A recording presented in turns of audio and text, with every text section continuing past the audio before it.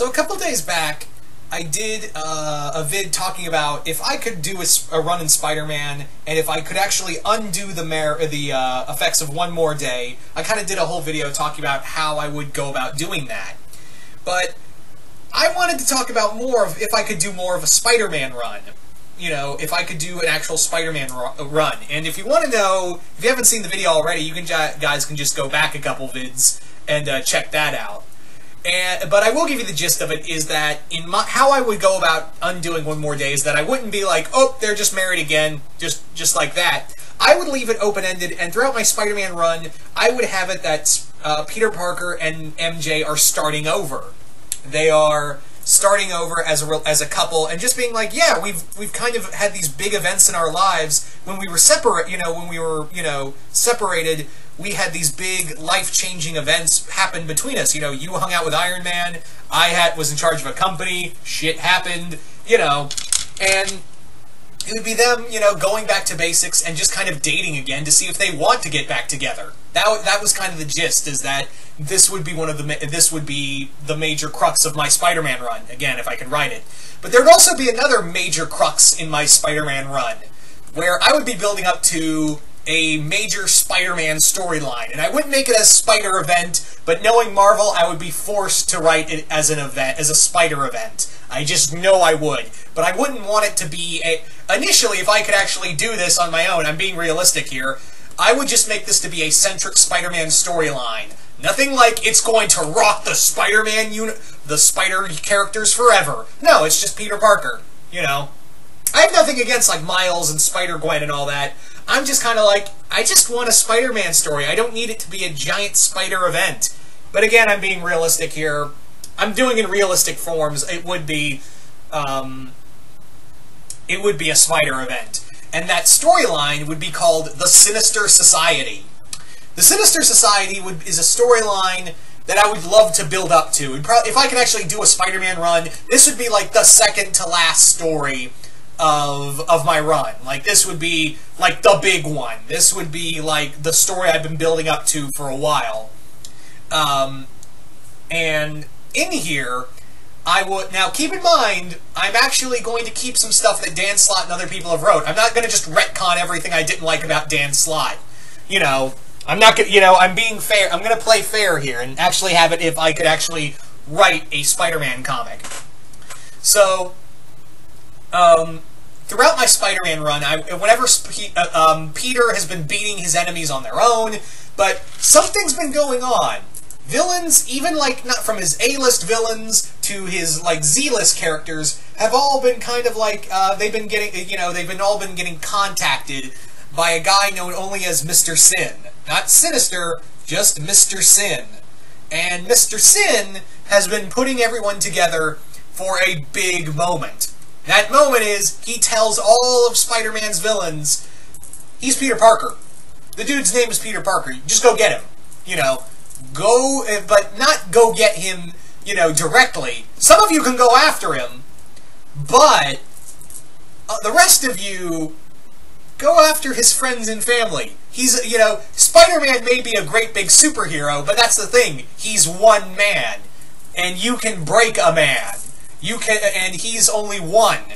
And I would even have it that if I could make this a central Spider-Man story, is that I would have it that Mr. Sin has separated the other Spider-Man characters, like Kane, Spider-Gwen, Miles. All of them have been forced. Like, he's created these like scenarios for like Silk and all these other Spider characters to be forced to go off to do their own thing. Like, they've been forced to, pertain to their, they have to take care of their own lives, and no one's there to back Peter up.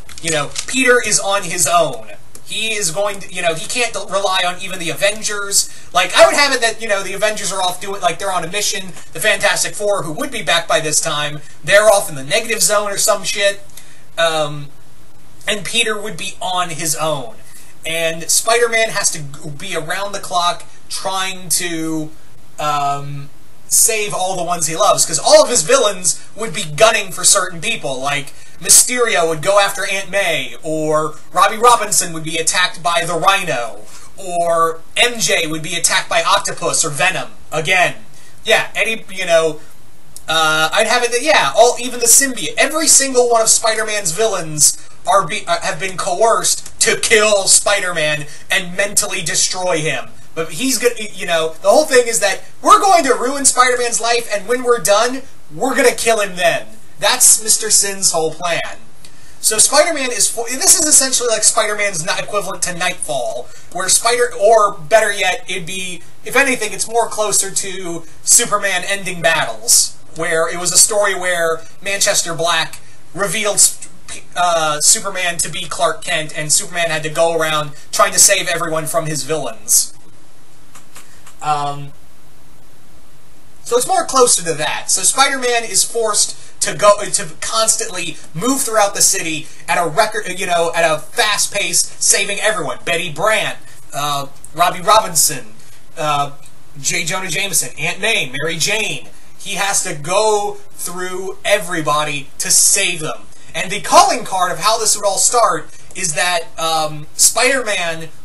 Peter would actually get a call from Mr. Sin saying, "Hey, have you visited your Uncle Ben's grave lately?" So Peter rushes over there. His Uncle Ben's grave has been defiled. It has been dug out, ripped open, and the corpse is just displayed all over the graveyard. Like his uncle's corpse is like placed upon a cross with the words "Think on your sins" written on it. And I would also have that, it's not just him that had his corpse, his Uncle Ben's corpse defiled. It'd be like Jean DeWolf, Frederick Foswell. Everyone that Peter has let die and didn't come back in Clone Conspiracy or died again in Clone Conspiracy would be like, yeah, all your failures have been dug out and displayed before you, Peter. And I know who you are, and I just told all of your villains who you are. Suck it. And the other thing I would love to do, and this would just be a side note, of like an Electro storyline where, if you don't know, Max Dillon is dead, which, what the fuck. But it's comics, he'll come back eventually, I hope. And we have this female Electro, which, nothing against the female Electro, I was just like, man, she just came out of nowhere and just killed Max Dillon? Alright.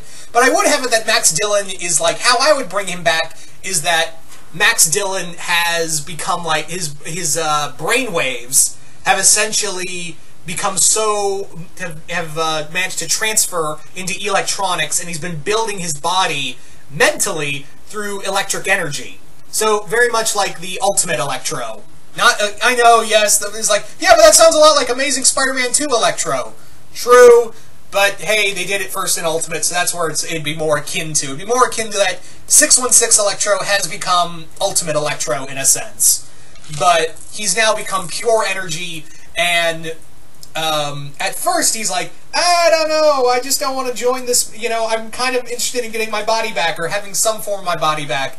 And Sin would be like, oh, really? Well, I can help you with that. So now we come to the story where, Peter has been beaten down constantly. All of his villains, the Sinister Society, have kicked the shit out of him while he's been running around trying to save everyone close to him. And you're thinking to yourself, well, who the hell is Mr. Sin? Good question. Mr. Sin is Harry Osborn. Yeah, Mr. Sin is Harry Osborn, who I would also have that in my run. Yeah, and I was meaning to talk about this, and I should have mentioned it earlier, but I think it would have ruined the story, so let me explain right here. In my Spider-Man run, I would have it that Norman Osborn has essentially ruined the company after the whole Red Goblin thing in Dan Slott's run. But Oscorp is trying to prevail, but it's struggling. It's floundering. In comes Harry Osborn again. He cycles his own father out, kicks his ass to the curb, and takes over. And sorry, I lost my train of thought. And retools the company. But also, he's been, he's been really planning, because Peter's like, he goes to Peter and is like, look, I was dead. I found out I was dead, but you did something to rob me of that piece. Not only that, you're the reason I was fucking dead in the first place. So, fuck you. You're gonna get yours, Pete. I'm just saying. You're gonna get yours. And yes, I know Harry's been alive for a while, but no one hasn't done anything with him since Dark Reign. At least I don't think so. No one's really done anything with him since Dark Reign. But anyway, so Harry Osborn is Mr. Sin, and he has told all of the villains that he's Peter Parker, do what you will with it. And I would even have that some of these villains at the end of it decide to, hey, I know the identity of a superhero. And it may be just mine, but I'm not going to do the whole, oh, but I'm your enemy and it's our little secret. Fuck that. I'm going to sell that information. So that's what specifically Electro would do at the end of the story, where he would go out and sell Peter Parker's identity on the black market and just be like, I got some money now. Fuck yeah. So Peter Parker would have his identity out in the open again to not to the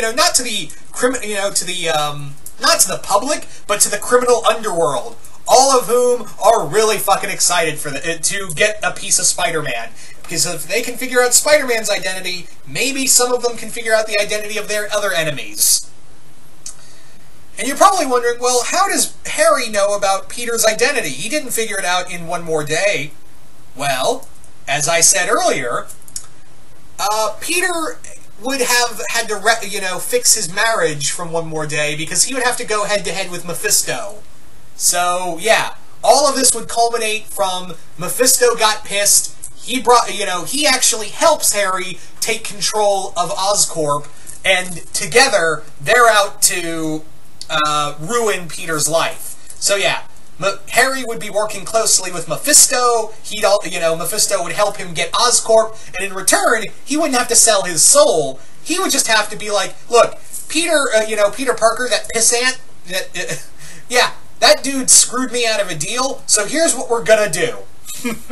And I'm gonna help you, and in turn, you help me make Peter Parker suffer, because no one goes back on a deal with me. So, that's how it would play out, really. So there you go, guys. That is pretty much my idea for Spider-Man Sinister Society. So you guys tell me in the comments below. What did you guys think of it? Did you guys like it? Did you guys hate it? Yeah, just out of the blue. Just tell me what you thought. And once again, hope you all enjoyed this, and I will see you guys later.